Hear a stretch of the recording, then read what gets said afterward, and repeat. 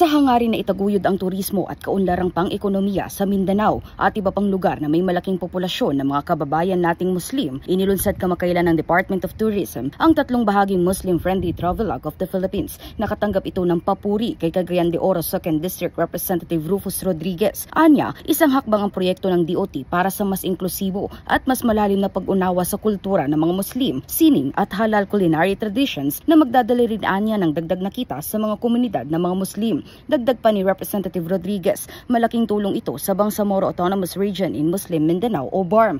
Sa pamamagitan ng travelogue, inaasahang mas mapapalago ang turismo at kabuhayan sa rehiyon. Pinuri rin ng mambabatas si DOT Secretary Cristina Garcia Frasco sa kanyang trailblazing initiative na nagpapakita ng pagkakaisa ng mga Kristiyano, Muslim at lumad sa ilalim ng isang layunin na paunlarin ang Mindanao. Binubuo ng 3 volume ang Muslim-friendly travelogue na nakasentro patungkol sa kasaysayan at ugat ng Islam sa bansa, mga destinasyon na akma sa kulturang Muslim at tampok din ang halal Muslim-friendly na pagkain Pinoy. Iminungkahi rin ni Representative Rodriguez na ipadala ng DOT ang travelogue sa mga embahada, Muslim organization at tour agencies para mas maipakilala ang Mindanao bilang pangunahing destinasyon sa turismo. Para sa totoong balita sa Bagong Pilipinas, Kate Rania, Congress News.